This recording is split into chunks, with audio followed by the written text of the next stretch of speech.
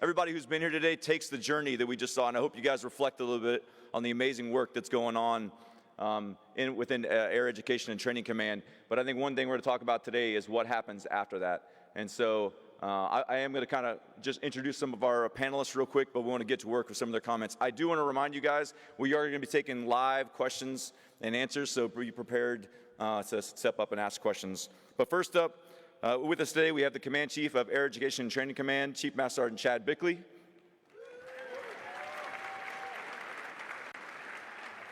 The Command Chief of 2nd Air Force, Chief Master Sergeant Colin Fleck. And the Command Chief of Air University, Chief Master Sergeant Josh Tidwell. Chief Bickely, over to you for opening comments. How we doing, team? We doing good? Holy crap, I've heard better responses at a funeral home. For the love of God, how are we doing this morning? Hey, so before I get started, those kids that sat up here on the stage, you hear a lot about these airmen nowadays.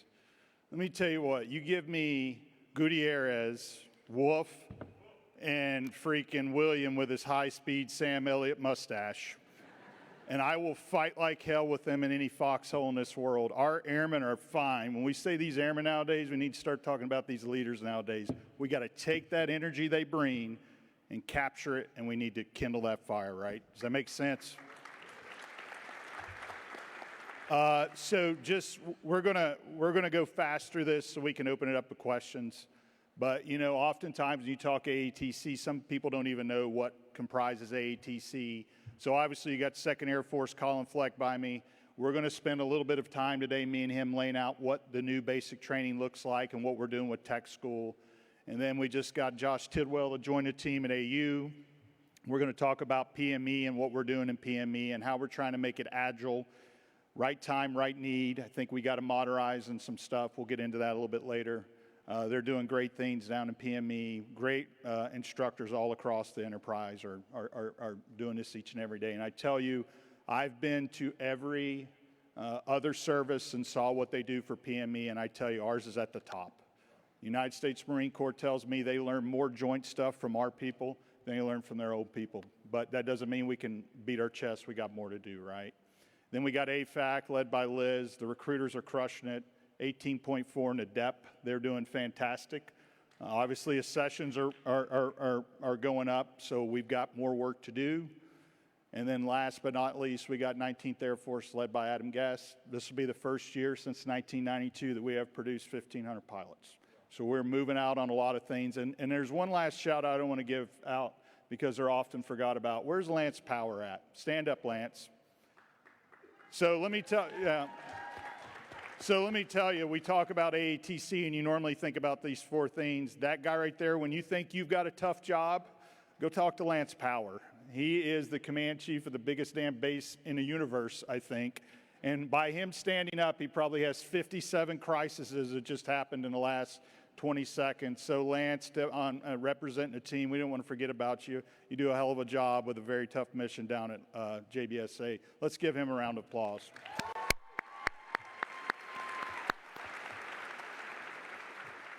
And you know you're going to get from me transparent answers. There's over and unders on what I'm going to do up here today, so I'm going to try to screw with some of your bets up here with some of you, but we're looking forward to this. Thanks, Blaze. Awesome. Chief Fleck?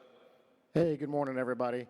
Happy to be here with you and get to spend some time. I'm very excited about the opportunity Chad told me I had to speak at AFSA with him. I'm very honored and humbled to be your 2nd Air Force Command Chief, where we train 93% of the officer enlisted force that comes in our Air Force every single year. I had no idea before taking the seat how big this enterprise was and all of the love and devotion and hard work and sweat that goes behind the machine that is taking our recruits from Chief Featherston, getting them through basic training, aligned to tech schools, trained, prepared, and then shipped out to go to the operational Air Force and go kick some ass. And so I'm really excited to talk to you today about what we're getting after. The changes we're making across BMT, but all of tech training to instill a warrior mindset and to further develop and push the limits on the talent that these airmen that you just were exposed to on the panel prior, what they bring to us already, how we mature that nurture that and get them prepared and motivated to come, do their job and their specialties in your units. And so I'm glad to spend some time with you. Hey, good morning. As he said, I'm Chief Master Sergeant Joshua Tidwell. So I've been in the job now for about 2 weeks. Give me some grace today. But, I thought I have 2 assignments that I've spent at the contact point that most of you have with Air University, and that is through, Airman Leadership School all the way up through the Chief Leadership course. And when I moved over to AU, even working there at Maxwell, I realized that Air University is so much more than just enlisted PME. That touches a huge portion. But everything that y'all do through Community College of the Air Force, through your AFCOOL program, we have folks that are managing that, all the way through a finance manager's course and FSS commander's courses, the ECR Center with the first sergeants.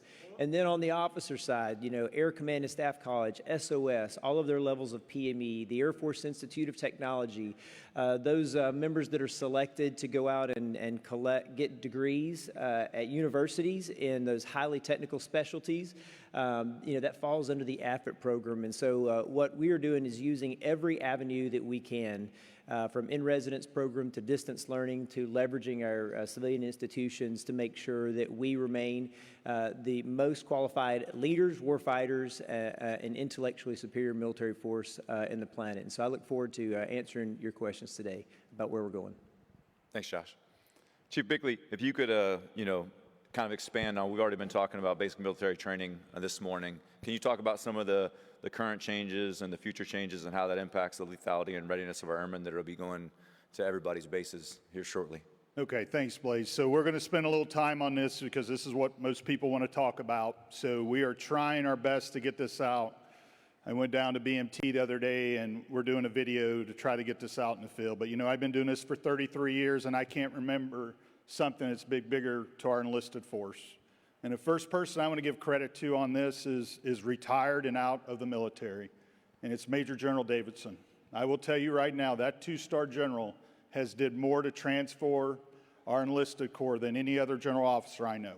And he is retired, and maybe we can send a clip of this to him, but I know you can talk to Chris Montgomery and Colin Fleck. Fantastic leader, and we would not be here today without that general. And so hats off to General Davison. So here's the thing, 33 years, this is historical, and I need to get some stuff out here. I was an MTI, Master Military Training Instructor, for 5 years, right?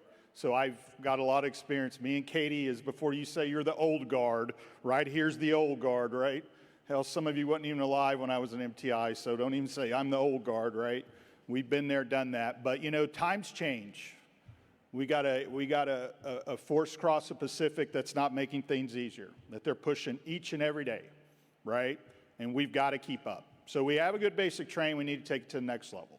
So why are we changing? That's the number one question I get all the time. Why are we changing? So just a little thing. We took a RAND study back right about the time I got here.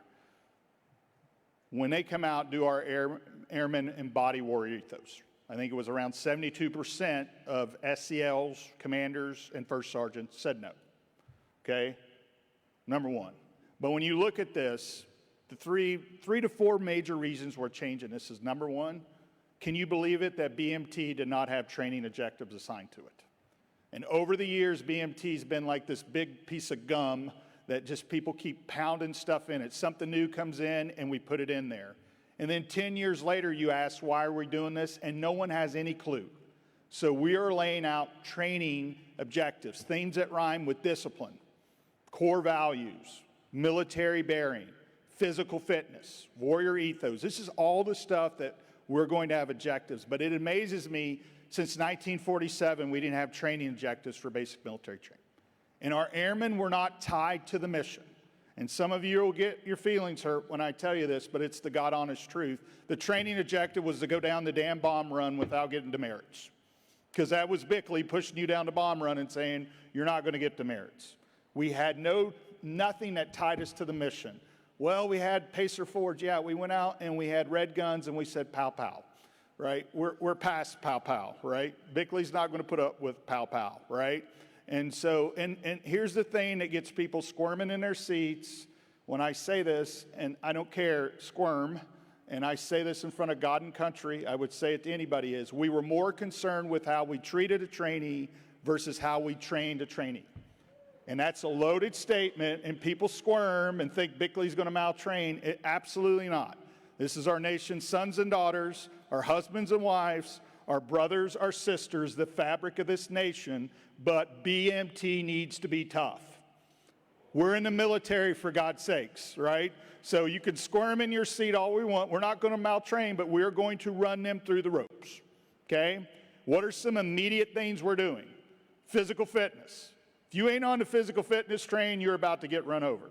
It's a combat necessity that this force be physically fit. And when you're in sustained ops, day after day after day after day, fitness will get you through. Jimmy Johnson talks about in the fourth quarter, a highly conditioned person is less likely to make mistakes, is the one to save the day. So if you're not on this physical fitness bandwagon, you're going to get run over. It's a way of life. This used to be the first thing often that was canceled in basic military training. Not anymore. 6 days a week, 90 minutes, non-negotiable. And if their push-ups look like they're doing the break dancing from the 80s, their ass doesn't go forward. They spend some more time with us. We're not rewarding people that can't pass. Team, you want to know, we were sending people out of there that were not passing a PT test. Right? And so we are fixing that. We have turned the intensity up from the secretary to the chief to the CMSgt to General Quinn to myself to 2nd Air Force to the leadership of the 37th. I have looked in the MTIs and said, turn the intensity up. We got your back. Doesn't mean we're going to maltrain, because every time we talk about turning intensity up, we always get down this maltrain. Bickely was Satan when I was an MTI. Right? I had a purple eye, one was purple, one was green, my tongue was forked, and I wore their asses out each and every day. But I never maltrained once and never got one critique. And sometimes it doesn't mean raising your voice. If you shout for 24/7, you're going to get nowhere. At the end of the day, I got them in a day room and I tied it to real world stuff. But here's the thing that's the whole shooting match change. We reduced some of the time we were rolling socks in the dorm.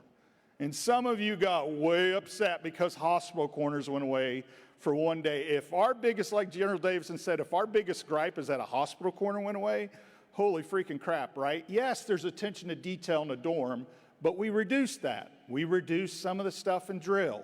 We're still doing drill, but we took that stuff out of there, and sitting on the drill pad at Lackland Air Force Base is a decommissioned F-16. And 2 C-130s, I think, just arrived. And in October, on that drill pad, your airmen will run through 9 progressive events. What do these events range from? Runway repair, defending the base, arming the aircraft. Well, they're going to have plastic missiles? Oh no, they're trainers and they're the real thing.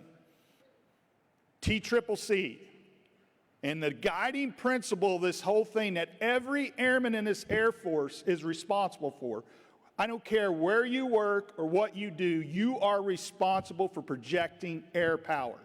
And shame on us if we don't tie you to the mission. And when I go to FSS or CPTS and say, what do you do? And you say, I'm just, your airmen don't think their job is important, it's tied to the mission. But our guiding principle that a lot of units are picking this up is this 4-letter word. And if Bickely, the Bickely family won't be having any more kids, right? But if I had one more kid, I would name them Dogs Bickely, right? Listen to this. Defend, operate, generate, sustain. That is what right looks like. And before some of you say they will never do this in their life, we had many airmen that thought that after 9/11, never will I carry a rifle, never will I run a convoy, and we had these things called in lieu of missions, and you had airmen who never thought they were going to be doing that, were running gun trucks in Afghanistan. It is a combat necessity that every airman know how to project air power. And I'm going to tell you what we're doing next with this, but ladies and gentlemen, we're turning the heat up. And I'm going to tell, and we're looking for MTIs. Some of the MTIs that came down range, we're bringing back that has that real combat experience. If you want to be an MTI and if you want to do something easy, go to the booth out there and get your makeup or whatever they're doing with the eyes. Just head on out there We don't need you. If you want to do something easy, go get your tightening of your eyelids under. If you want to do something hard, come join us. Where's Ray? Stand up, Ray.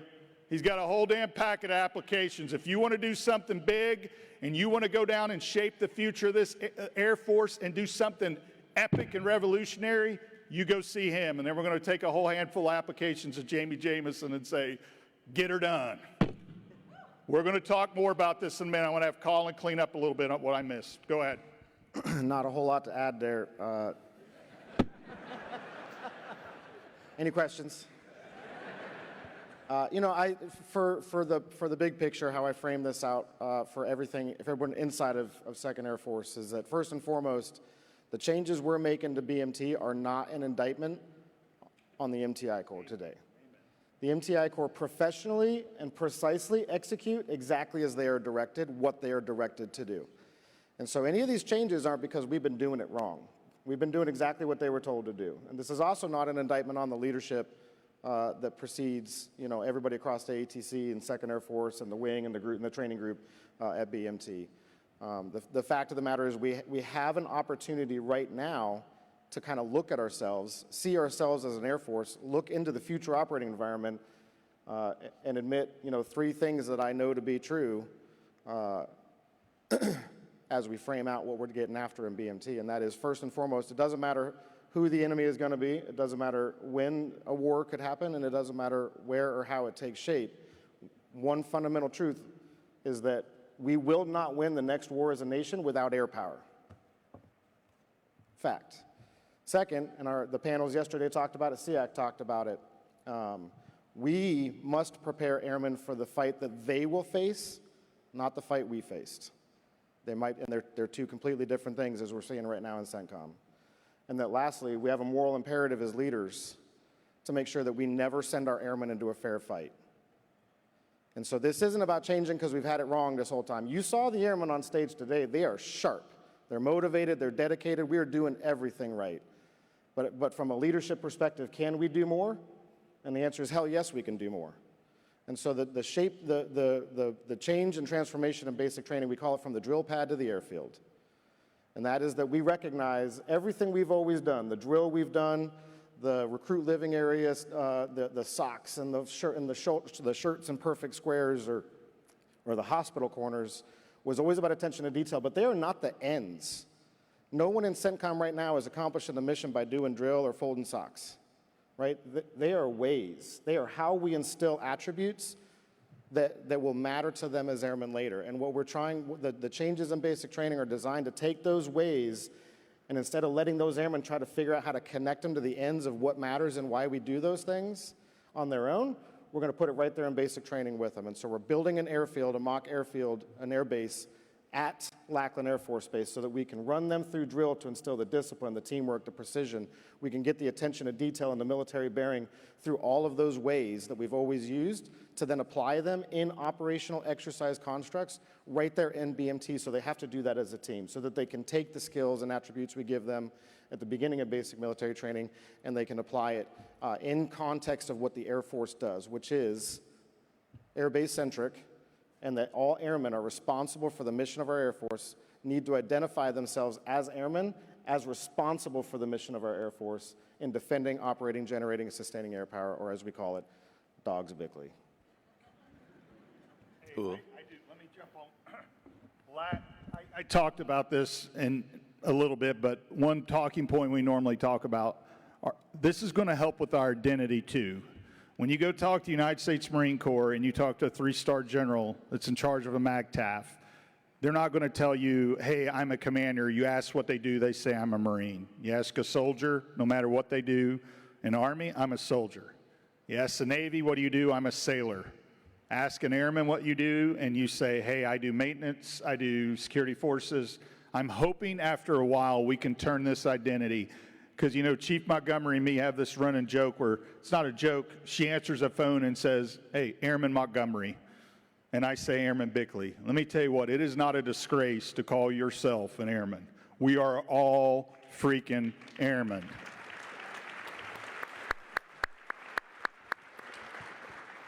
Go ahead, Airman Tidwell. And that's the first question. Okay. So I do think it's important to talk about what happens beyond BMT. So I had the pleasure of serving at BMT and, over the PME enterprise. And a lot of times I would get phone calls about how to fix the Air Force through those institutions. Airmen spend the majority of the time out in the operational force, and Chief Tidwell, you have the handoff of what goes beyond 2nd Air Force coming, to our bases. And we've recently, the Air Force has fundamentally changed the airmanship continuum with the introduction of the foundations courses. Can you give us an update on the maturation of what we're doing in the foundations courses, and then particularly what's going on at EPME, and make sure that we are preparing the airmen to operate and lead in the contested environment? Absolutely. Thanks, Blaze. First off, I want to say, they'll start like Chief Bickely did and say thank you. I am the benefactor of a well-running organization because of folks like Chief Blazier, who if you want to talk about fingerprints on foundations, and you want to talk about fingerprints on changes in PME and stuff that we'll talk about later in this thing. It started with him, continued through Ron Howell, and I'm picking up the torch and continue to run with it. So we talk about airman development, and you hit the nail on the head. You talked about it's about knowledge, attributes, and I would add character.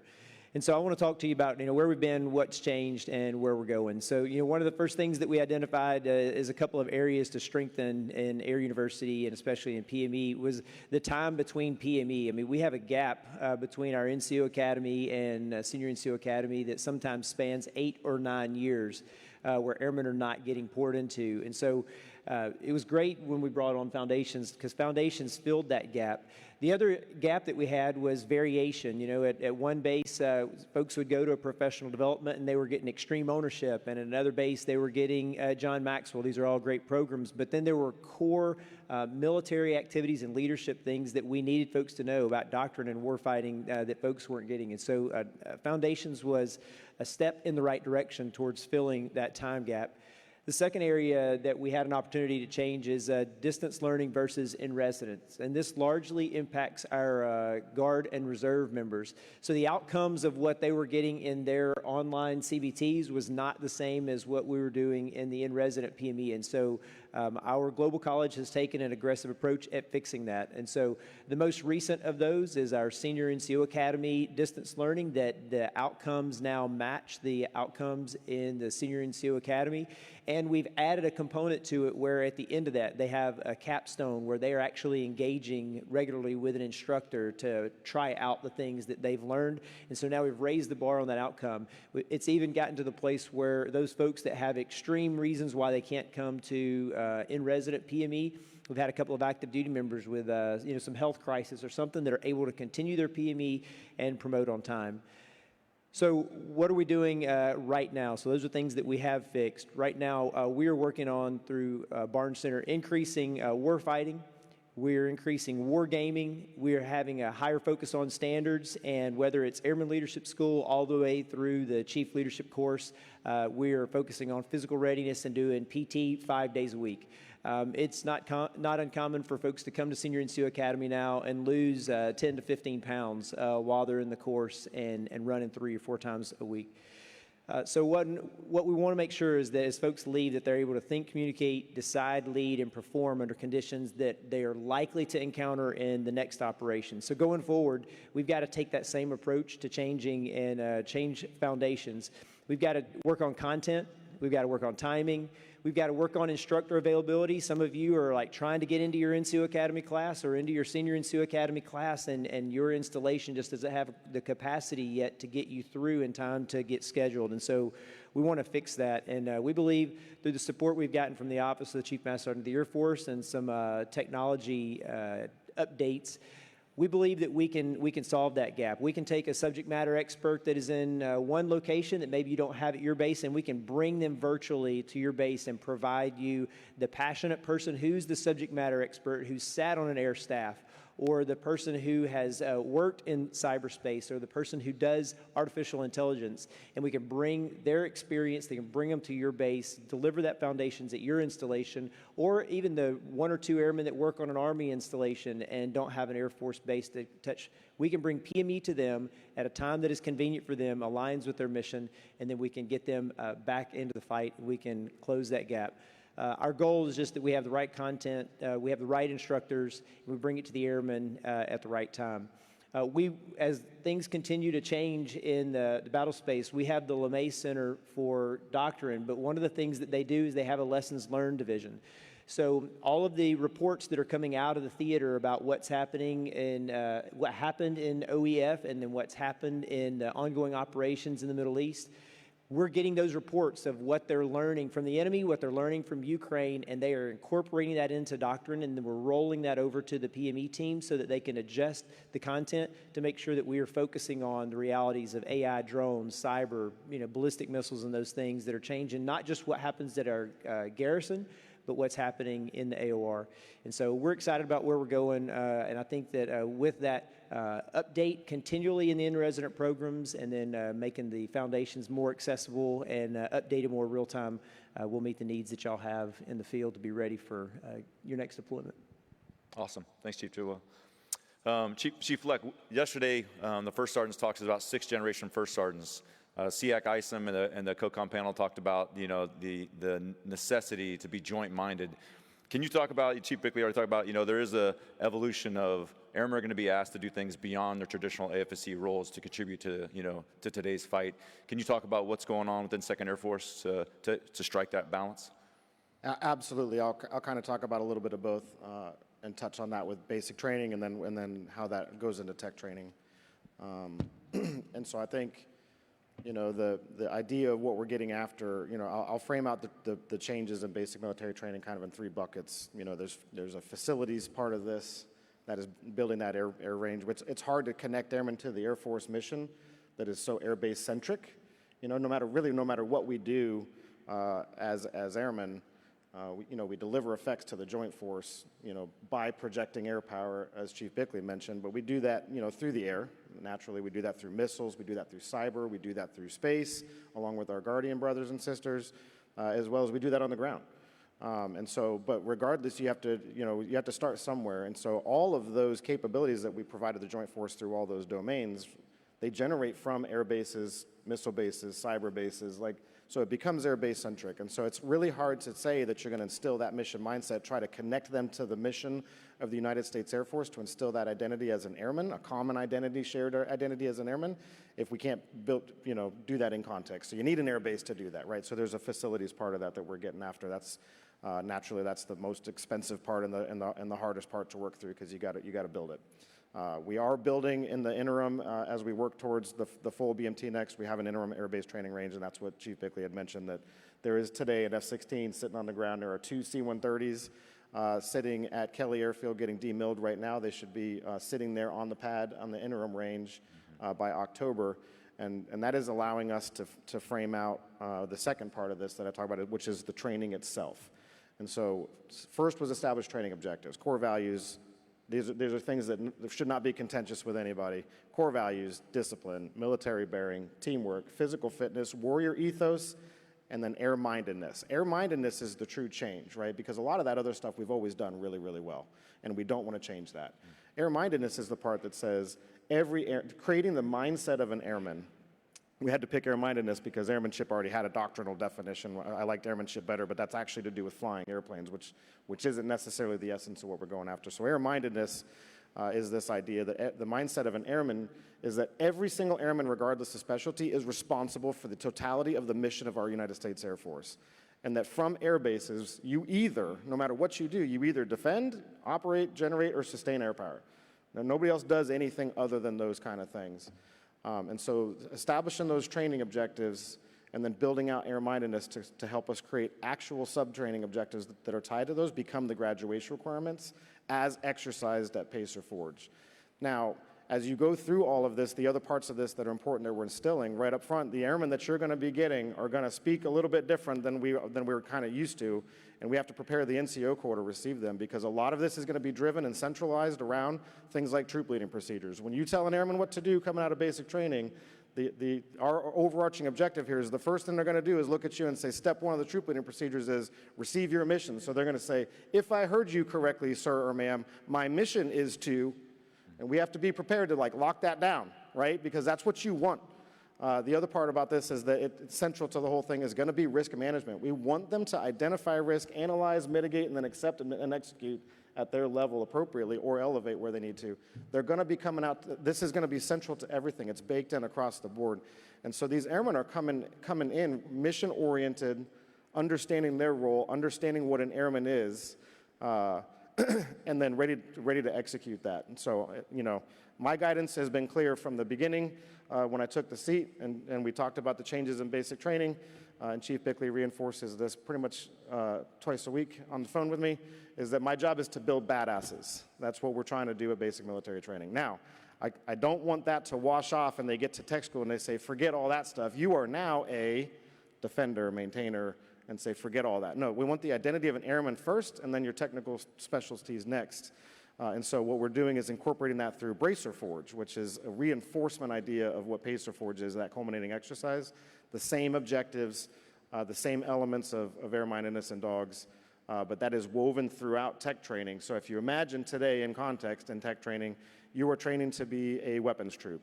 But weekly or bi-weekly or at some touch point, they're pulling them out and saying, we're going to go back and do cargo loading. We're going to go back and do air-based defense. We're going to go back and do all these touch points back to dogs to make sure that you understand now you are becoming a weapons troop, but you are still an airman, and this is still what we do. It's not somebody else's job. You can't outsource the responsibility for the mission. As well as adding things to help induce some stress and some understanding of what it means to be a warrior. So you can imagine in the middle of the day in tech training, an exercise alarm red goes off. Get to the bunker now. Grab your gear.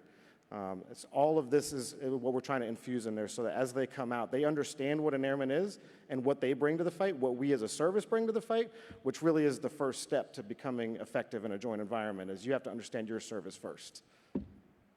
Cool. Awesome. Yeah, thanks so much. This will be the last prepared question, so if anybody wants to start making their way to the mic, if you have a question on anything within their portfolios, you can go ahead and do so. But buckle up for this one. Chief Bickely. Okay, Chief Bickely, question for you. I get the sense that you don't think training should be easy. It should be hard. Can you talk about why that's essential to not only surviving but winning in the current fight? Yeah, I might have been on record with saying I don't think we need to be making anything easier. And you know, you got our distinguished warrant officer from Australia and Katie McCool in the front. I think they can echo, China's not making anything easier on their people. They are pushing the limit, right? And sometimes when we do these type of things, we want to, you know, me and the distinguished command chief from Global Strike, he's probably going to put me in a headlock here, but we were going back. We can't be risk adverse. We've got to take smart decisions. There's some people that want us to, you know, that you go to the frat houses and you see the drunk college kids trucking each other in these big bubbles, right? I think some of us want us to be in these bubbles, right? I call it the frozen middle. It's like the popsicle that's been in the Al-Udid refrigerator for like 9 rotations. It's like this big, right? We ain't got time for the bureaucracy and the frozen middle crap. We just don't, right? And so I learned this in AMC under General Minahan. He wanted to put, and this is really simple, he wanted to put a pilot and a boom in a KC-46 and take off. And the frozen middle said, you can't do that. It's cowboyish. It's too rough. It's too crazy. And here's my simple solution to this. Like TCCC, I think we need to be doing combat lifesaver. Back to the old school where you stick this thing up somebody's nose and pull it out their throat, stick a needle in their arm, and you're like, you are gun-ho Bickely. But to putting a pilot and boom in the air and doing these things, my simple question to you is, to the frozen middle that pushes back on doing anything that's risk adverse, do you want to try this for the first time over the Utah test range? Do you want to try it for the first time at Seymour Johnson? Or do you want to try it for the first time when somebody's bleeding out in Tinian? Or when we're taking off with one pilot in Tinian because there's combat casualties? We got to get past this. So when we talk about the next thing we're doing with this training and making it tougher is, you have maintainers turning jets on about 4 and 5 hours of sleep downrange. And I tell you what, if you see a maintainer, pat them on the back. Each and every day, they launch aircrafts that were built back in the Eisenhower era, and they launch them good. So if you're a maintainer in the audience, hats off to you. But here, as I went through each service, we are the only service that does no sleep deprivation training in entry level. The only service. I go to the Navy. They have the most elaborate trainer you'll ever see. They put them up, they get them up in the morning, they run them through the rigors, they put them to bed, then they get them up, and they put them on this thing with scenarios that look like the coal, water coming up to your neck, and you have to move these munitions out of one area to a dry area on no sleep. The United States Marine Corps runs them through the crucible in about 3 days. And let me make this clear. We're not trying to build a sailor, a Marine, a soldier, but we got to do things like this, right? I'm going to Camp Pendleton in 2 weeks to see how they navigate no sleep and training. And they live just fine.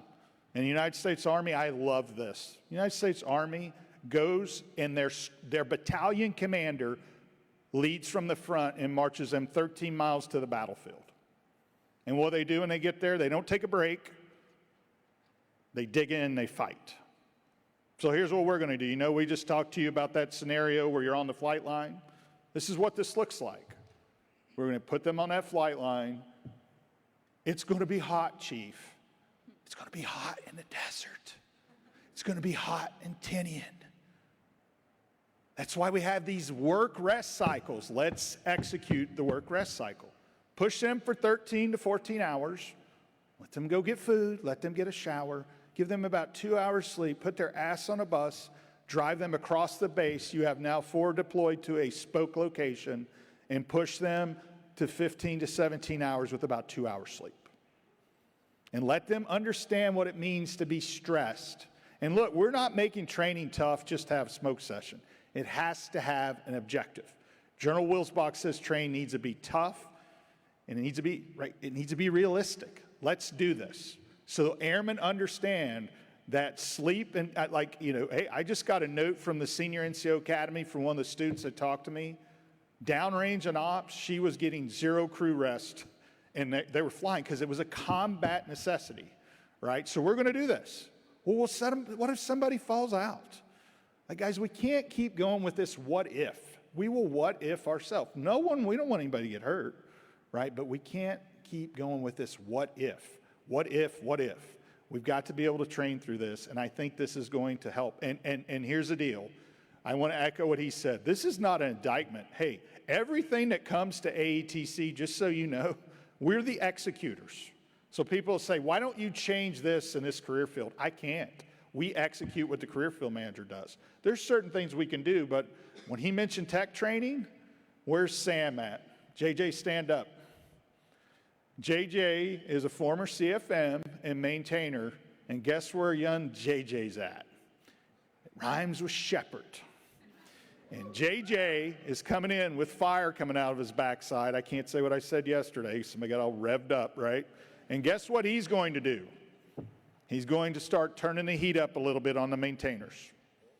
And you know what? One weekend, we may press into Saturday training. They'll have to train. I could care less if the airmen get to go to Buc-ee's at Wichita Falls and get a chicken sandwich on Saturday. But I do care that we're running them through and helping them understand what it looks like to turn and launch jets with about 4 hours of sleep because, we ain't got no training time. Saturdays have never killed anybody, right? So we're doing some great things. So looking forward to these questions. As you can see, we're excited about this. We're always looking for talent in this command. We need the right people with the right talent. And we got great teams doing great things. So hit us up with any questions. We'll do the unheard of. If we don't have the answer, my exec will run over with a clipboard and get your email address, and I will email you back. If you're like, Bickely didn't get back to me, it's end of the day. Take a chill pill there, Cletus. It will get to you, but probably not by the end of the day, all right? Fire away. Airman Blazier, back to you. Gentleman in the middle. Thank you, Chiefs. My name is Master Sergeant Medlock. I have the privilege to serve as the first sergeant for the best recruiters in Air Force recruiting service out of the 318th in central Pennsylvania. My question for Chief Bickely, you said there's no shame in being an airman, but I would argue that there may be some confusion that we've baked in there that no other service has. Do you think it would help to build that idea to change the name of our first 3 enlisted ranks? And if so, Are there talks of if and when that might happen? We've talked about that. You're exactly right. Sometimes we block our own field goals, right? We block our own field goals each and every day. We talked about that. We haven't put any serious brain cells towards it, but you're right. Like, you're not going to hear somebody who's a 3-star general run around and say airman, right? I just think this is one of these things we're going to have to build over time, but if we eventually want to get there, we're probably going to have to do something like that. We have put some ideas towards that in the AFSOC, but nothing I would say is firm. But great question. Thanks, Bud.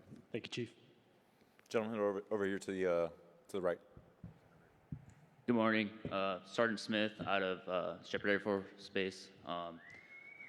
My question is kind of leading into your point there with Chief Sam, since he's my boss. When I first got to Shepherd in January 2024, I was told that ATC, there's going to be coming a lot of changes. If you want to see changes, they're going to come down fast down the pipeline. I was kind of hoping to have more impact as a tech training instructor on that, of course. I'm kind of wondering what's coming down from AETC where we can make sure we get the right course at the right time and stop having to maybe jump through so many loopholes to get things down the pipeline when we need it. So you're asking about curriculum change specifically, or are you talking about more cultural change, or what are you getting at? Both in a sense, more like a curriculum change, pacer forge, bracer forge, things like that. Okay, got it. Yeah.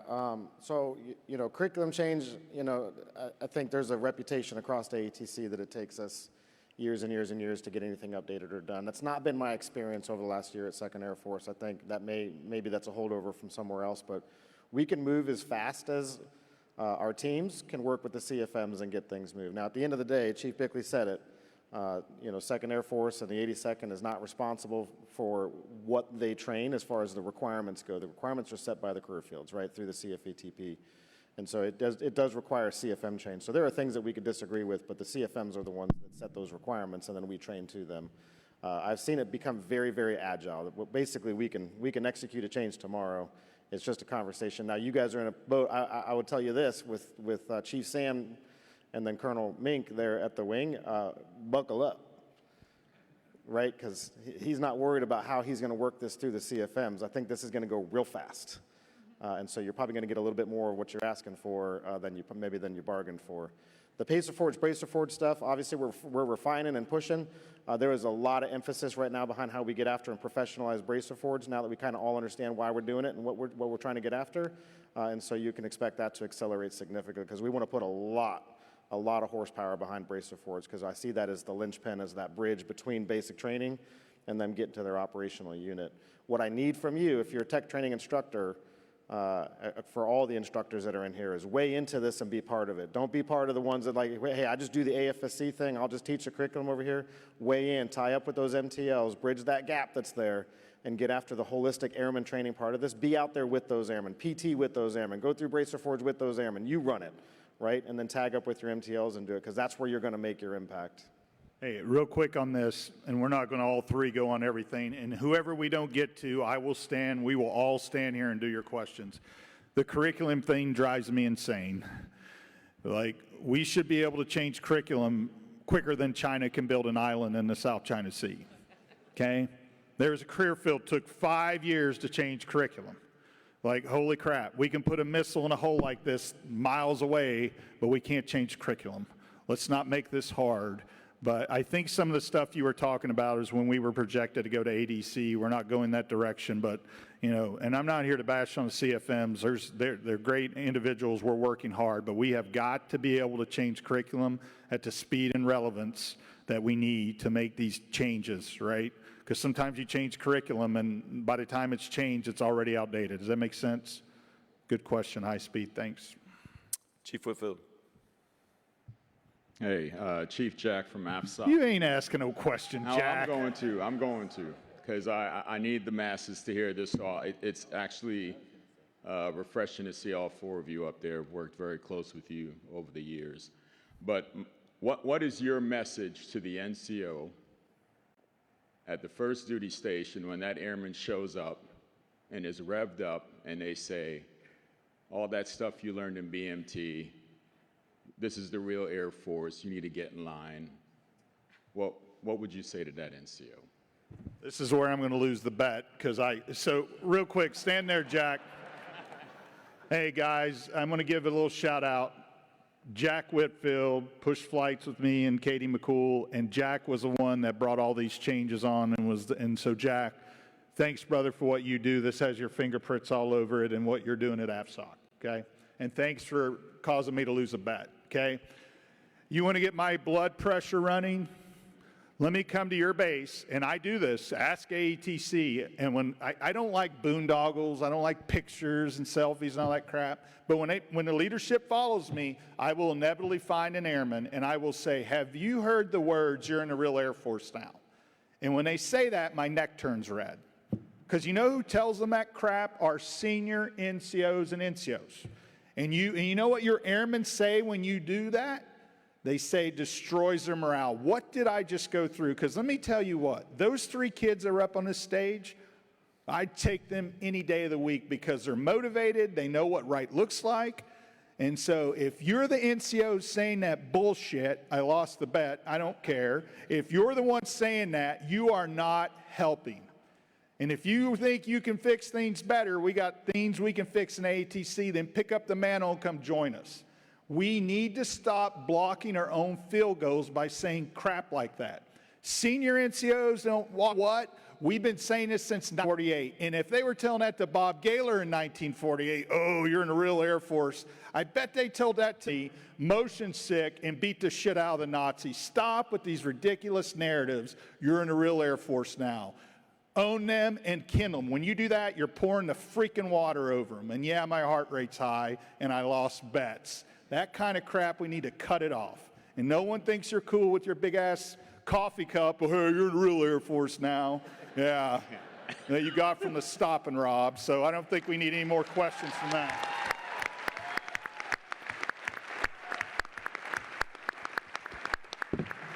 I knew I'd get you. Next question. I won that bet. Gentleman over here to the right. Good morning, Chiefs. My name is Airman First Class Yonesaki. Question I have for you is, in the light of the changes that are being brought to the basic military training, do you believe 8 weeks roughly is enough to train the airmen to your standards? We started the vision for basic training, and we self-restrained that we would not change the length. Just because if we have a lot of room to maneuver to get after the changes we need to in basic military training because we're not really affecting money other than the things we're going to go specifically ask for. You start changing the time that they're in basic training, you start costing man days and things like that, and there is a money component to it. I wish, of course, I would take more time in basic military training. You know what I mean? I think that we could use more time there. Just solely from the physical fitness perspective, 7.5 weeks is a pretty short amount of time to take some kids that although they're motivated, they're patriotic, they want to be here and they want to join our ranks, they're not prepared physically to pass, that graduation PT test. And so 7.5 weeks is a short time to get them there, and it's quite a steep ramp.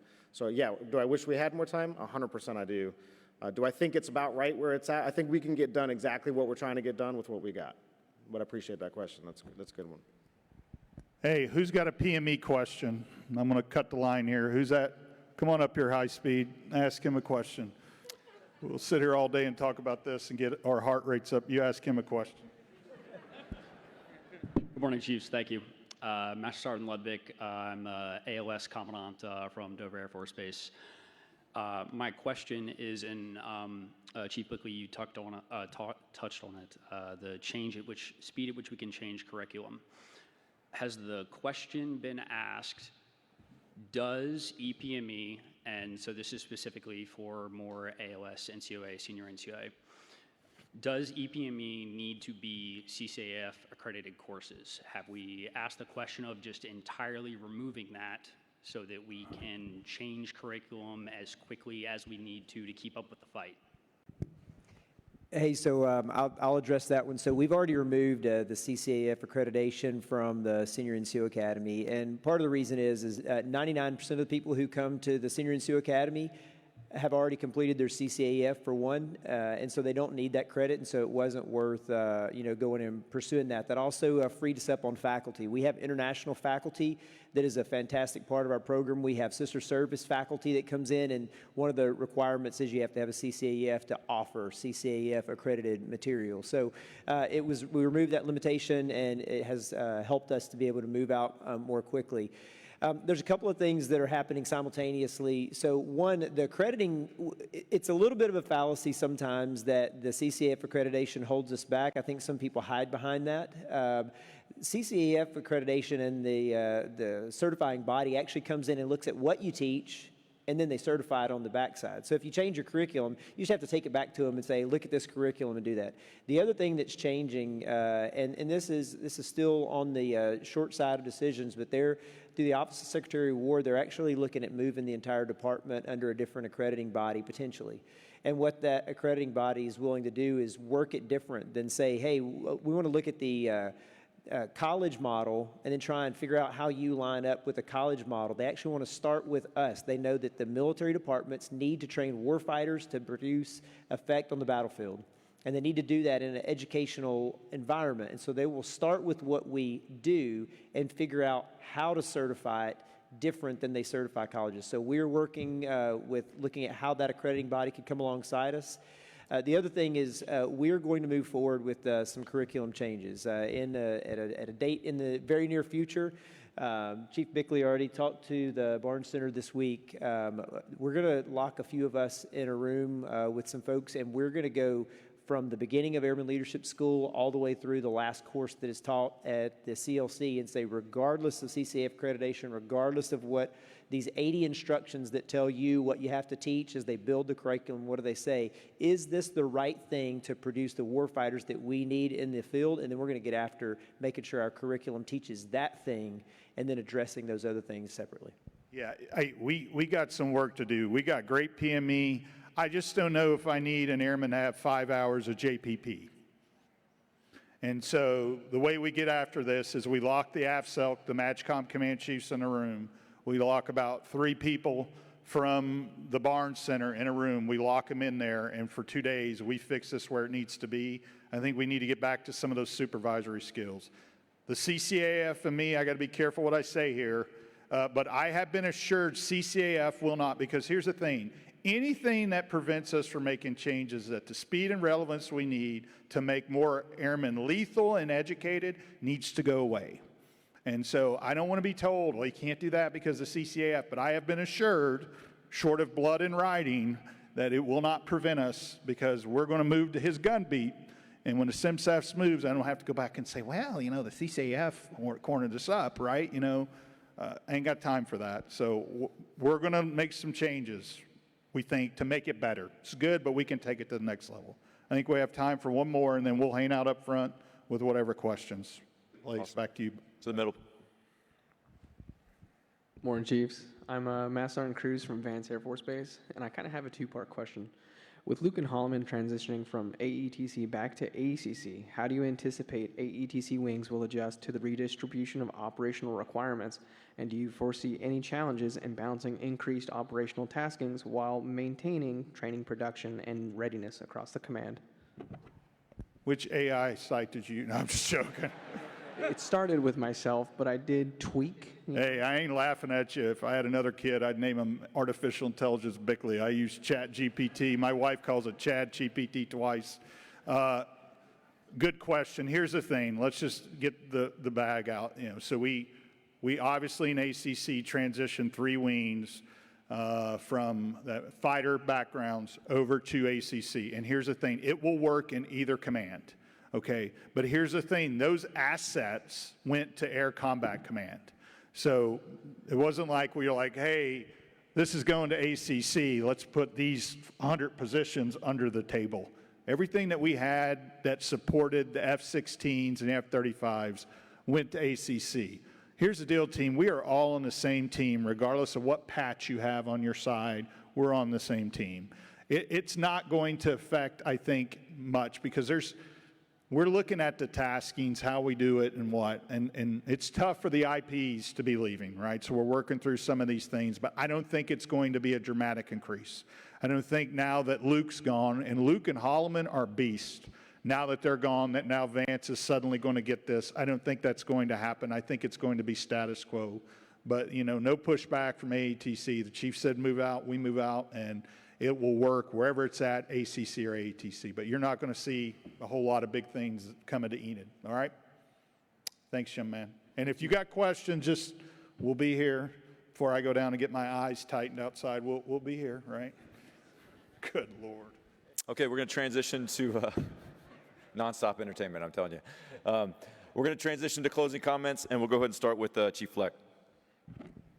Hey, I started off by, saying I was glad to be here as your 2nd Air Force Command Chief. I always say that to every audience specifically because, 2nd Air Force doesn't own any of this. The airmen we're creating and the airmen we are training are your airmen.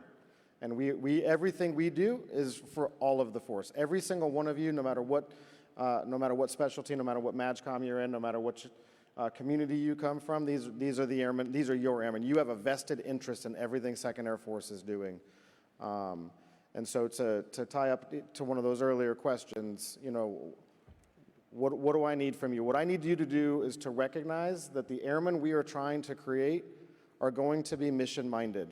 They are going to be proud of their title as an airman. They are going to want to do mission things. They are going to expect things to be hard and tough, right?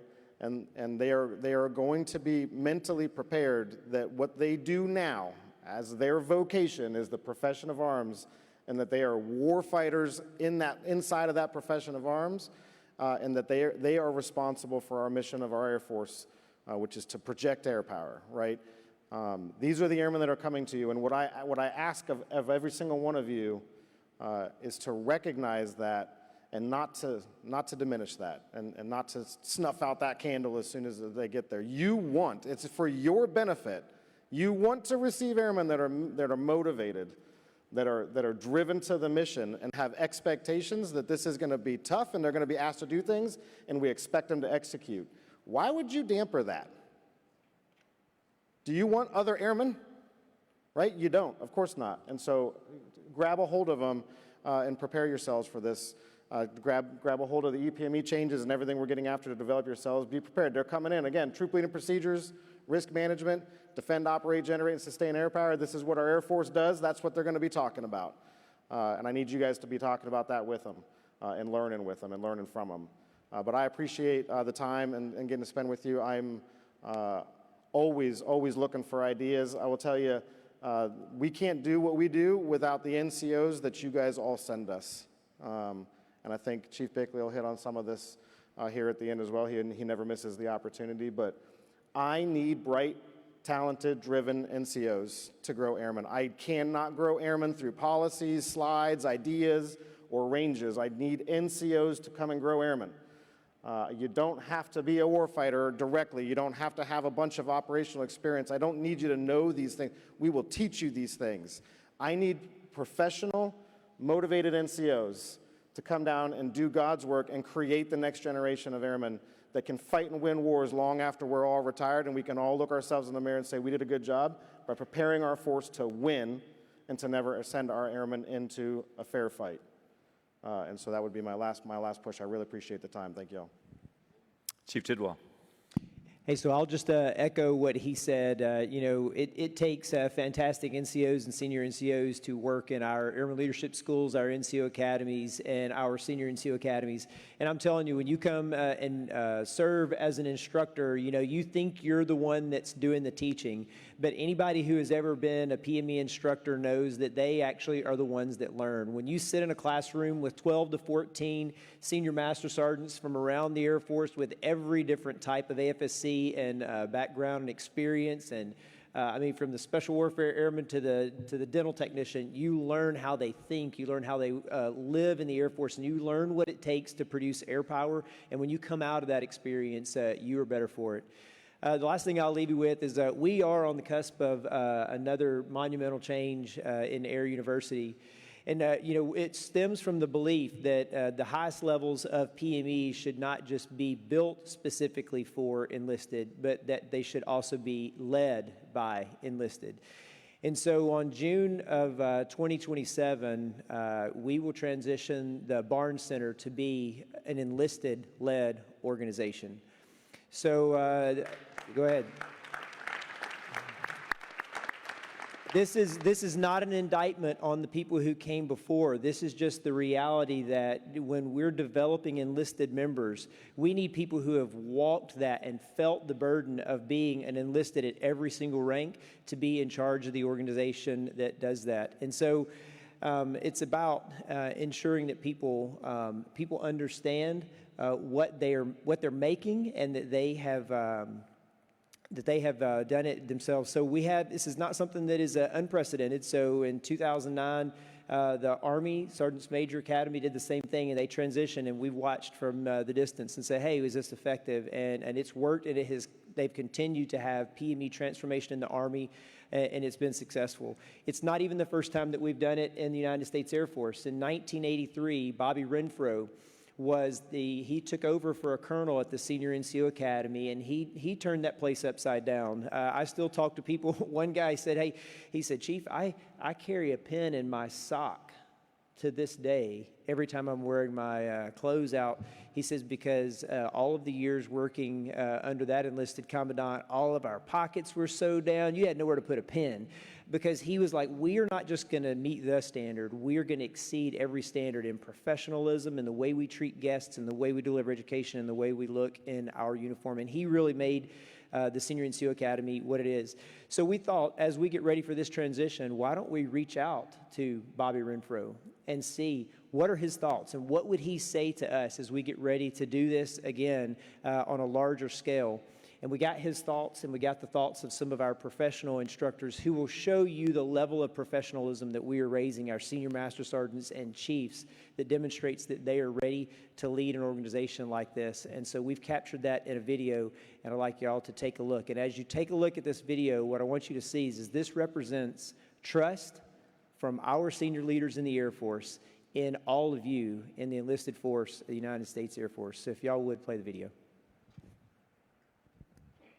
Since the first NCO Academy was started in 1951, to the enlisted professional military education institutions we have today, the demand for technical expertise and the duty requirements for every airman has grown exponentially.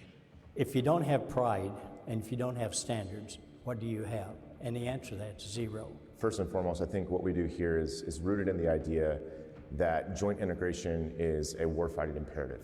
Right? It's not just an academic exercise. And everything we do within AU and everything we do within professional military education as a whole needs to be reflective of how we fight. Your profession is to kill, maim, and destroy, and by doing that you maintain peace. You may not come out of it because of what could happen to you. And the main thing is you could get killed. And if you're not willing to die for your country, you shouldn't be wearing this uniform. Air Force schools and programs are modernizing in real time to produce joint-minded warfighters. They're steeped in air power and ready to execute complex operations all over the world. And one thing that I hope they take away is senior non-commissioned officers are critical because they translate that strategic vision so that it can be applied at the tactical level. My hope is that when they walk away from here, they're not just able to understand how their expertise plays a role in the larger joint task force, but also that they're able to articulate that to their airmen, right, to the Marines, to their soldiers, to their sailors. They're able to communicate that role that they're going to have in that joint mission. You've got to have the courage of your convictions, and you've got to have the courage to call tough shots. In preparation for a chief being selected as commandant over the Barnes Center for Enlisted Education, Chief Renfro was asked, what are the keys to success for this new enlisted commandant? That commandant of the Barnes Center is going to have the support of everybody at Headquarters AU, from the commander to the vice commander, right on down. And more importantly, he or she's going to have the support of the staff at the Barnes Center as well as the staff at the Senior NCO Academy. And without that support, the person's not going to be a success.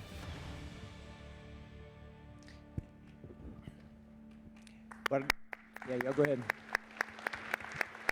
So we are excited. We're excited about this change, and what I'll tell you from the Chief of Staff of the Air Force, from the Office of CMSAF, through Air Education and Training Command, and definitely from my new boss at Air University, General Owendoff, we're going to make sure that enlisted leader, when chosen, gets all the support that they need to make sure that this organization continues to be a success. And that's all I've got for you today. Chief Bickely, close us out, please. Oh, it will succeed because it has the support of me and General Quinn, the CMSAF, and leave it to the chief at the end to speak the truth. It won't succeed if we don't have the support, but it will. But I think the testament to this, too, is the faith of our officers and our commanders that we are able to lead this organization. This individual will sit right at the table next to wing command equivalents and will report to a 2- or 3-star general. So, hey, we'll wrap this up. You saw our passion up here. We love this. It is awesome to be in First Command, and you get to shape the Air Force. And so when people come to First Command, I'm like, so you're the ones like, I do this, now do it. I need your help getting us the right people. So I'm going to give you an example of what happened to me and my boss one day as we were out with a recruiter. I asked this question: how did you get picked up for DD? And this DD thing, we've got work to do, and Keith Scott's going to row hard to make this efficient for us. But let me tell you what, when I was in a squadron, I knew exactly who was going up before the list even came up. Kid walks out, and his supervisor, probably standing there with his Stop and Rob mug with coffee this big, right, says, here's a hat. Pick a number: 1 MTI, 2 MTL, 3 recruiter. And he picked 3. You think the hunt for bin Laden was hard? Let me tell you what. I was tracking that joker with bloodhounds and you name it to try. That is ridiculous. That is not what right looks like. We have airmen that are showing up to DD, no interactions with their supervisor or whatnot. One said, hey, you're the least of our best, we're going to send you there, right? We've got to be better at this, right? We got to have the right people. And I love how the Marines do it. They look at it as a return on investment. I was an MT, I would not be sitting here today had I not did this job, right? But thank you for what you do. We are making things tougher. We're turning the standards up. The difference between winning and losing, and I will go to the grave on this, is high and low standards. Before you go to Disney World tonight and slap the ears on, before you ride the lazy river and tan out here tonight, go to Netflix if you have it and watch the opening 5 to 10 minutes of Patton and see what happens. And probably some will say the worst defeat in U.S. history, your great-great-grandfathers were annihilated at the Battle of Kisserine. And George Patton came in and didn't make things easier. He turned it up. And he's got quotes that says, no wonder they lost. They didn't look like a military. They didn't act like a military. They had low standards. This is the difference between winning and losing. And the last thing, never forget the cloth that you wear. It's a cloth that Cunningham died in. It's a cloth that Chapman bled out. You are in that cloth. Sit no shit 9-to-5 job. You are on the most powerful, lethal Air Force this planet has ever seen. This isn't a 9-to-5 job, and I'm not talking about hours. I'm talking about you represent so much more. You're on a winning team. You're the Bulls of the 90s, the Patriots of the 2000s, the Roll Tide. I want to be on a winning team. You want to be on a losing team? Let's go to Dallas and see what that looks like, right? I want to win. Never forget what you're wearing and the giants that were on their shoulders. Aim high, airmen. We'll be here if you need anything, and we always take feedback in AETC. I love each and every one of you. Drive hard. Thank you all. Round of applause for our panelists.